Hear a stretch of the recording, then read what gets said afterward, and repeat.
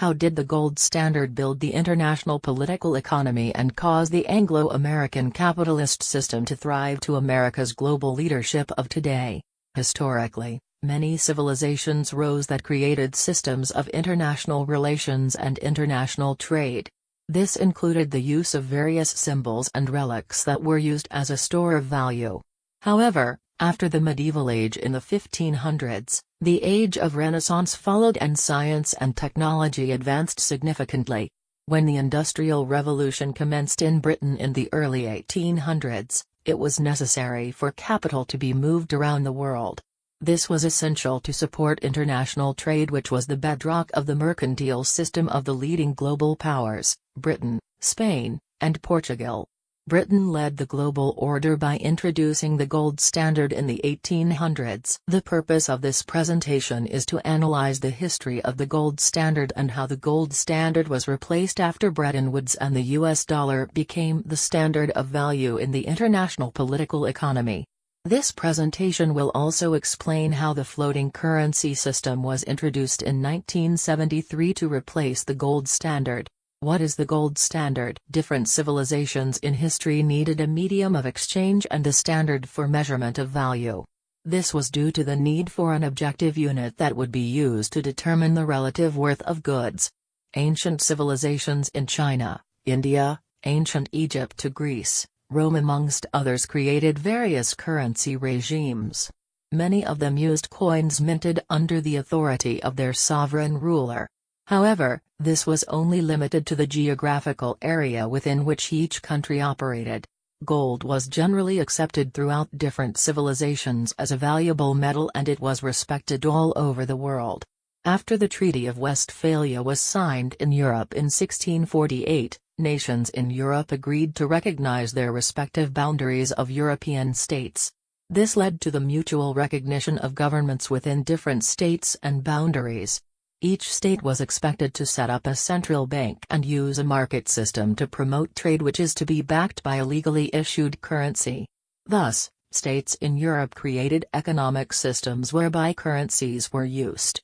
Gold was universally valued and respected throughout the recognized states. When Britain rose to become the leading power in global affairs because of its strong naval power and industrialization policy, there was the need for Britain to maintain a system of international trade. In the quest to facilitate international trade, Britain adopted the gold standard in 1821. Although gold was used alongside other minerals like silver, it remained the most popular precious stone that was used as a store of value in international trade. By the 1870s, other countries accepted gold as the main standard of value. With this, gold became the monometallic standard, and it was adopted by the United States, Germany, and France. Many other countries followed the pattern, and they participated in international trade by acquiring gold reserves that were used as a store of value to undertake international trade. How the gold standard worked. The gold standard created a system through which states agreed to build a macroeconomic system that would connect them to the international political economy. Under the gold standard, every country tied its local currency to its gold reserve. Therefore, a country could print more money if it increased its gold reserves in a proportional manner. In other words, the value of each country's currency was tied to the gold reserves they had.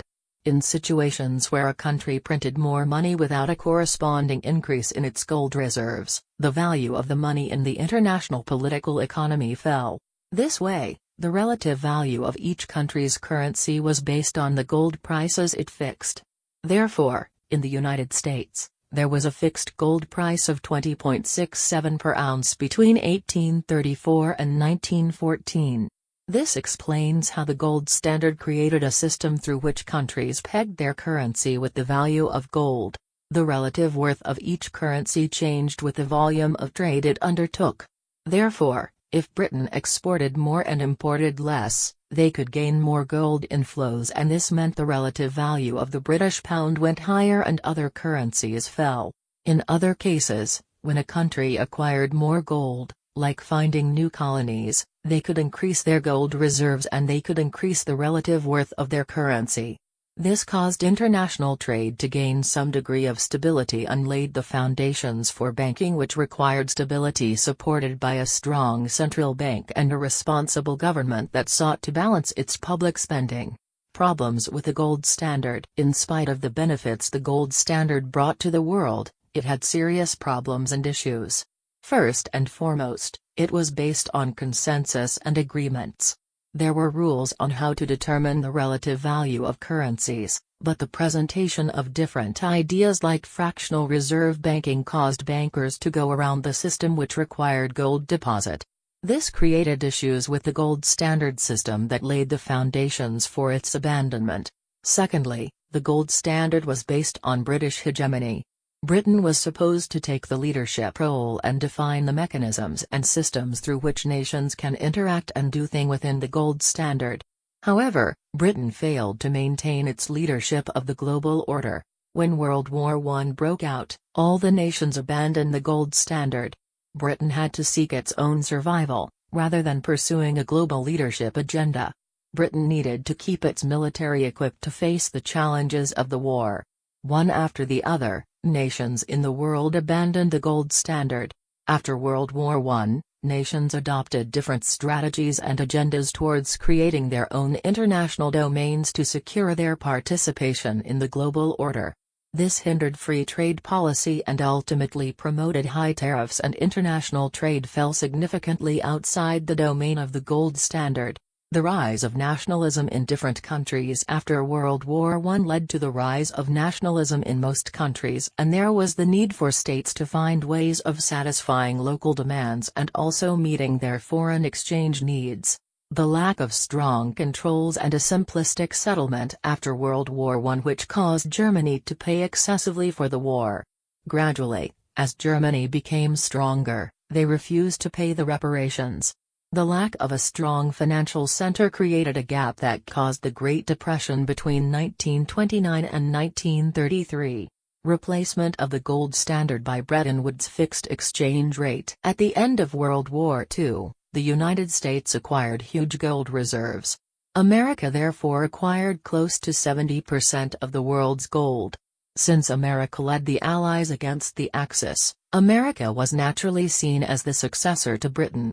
Therefore, the Bretton Woods agreements were signed in New York to put the international political economy under the control of the United States. The Bretton Woods Agreement made the U.S. dollar the standard of value in international trade rather than the gold standard. However, this came with definite rules and standards that guided the international political economy. Bretton Woods allowed nations participating in the international political economy to set up central banks that had to peg their currencies to the U.S. dollar. Where a nation's balance of trade resulted in a deficit, they had to devalue their currency in relation to the U.S. dollar. In cases where the public spending were affected adversely, they could fall on the International Monetary Fund or International Bank for Reconstruction and Development, IBRD, popularly known as the World Bank. Through this, America was able to create a system for the enforcement of authority in the international political economy. However, the tradition of the gold standard remained. This is because America still fixed the price of the U.S. dollar in relation to the price of gold.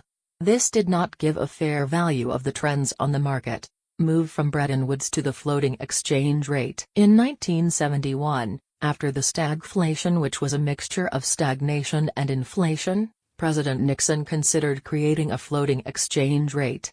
Eventually, in 1973, the floating exchange rate was adopted, and this meant that the worth of currencies of different countries was based on the forces of demand and supply. This culminated in the creation of a floating exchange rate system. Hence, the standards and regulations of the Bretton Woods system was replaced by the volume of a country's currency on the international markets. This created the international market system that allowed countries to engage on the basis of the relative value of their currencies. In conclusion, the gold standard was pioneered by Britain as a means of creating the basis of the international political economy. However, it was poorly regulated and different cracks occurred in the system. At the onset of World War I, Britain had to focus on its own national survival. This led to a departure from the gold standard. The Great Depression after the war and the Second World War caused America to rise in its stead. America under the Bretton Woods system introduced the fixed exchange rate pegged on the US dollar. This was complemented by important infrastructure like the World Bank and IMF that enforced the concept of sovereign debt and exchange rate standards. In 1971, after a period of stagnation and inflation, the U.S. chose a floating exchange rate which allowed the relative worth of a country's currency to be determined by the forces of demand and supply.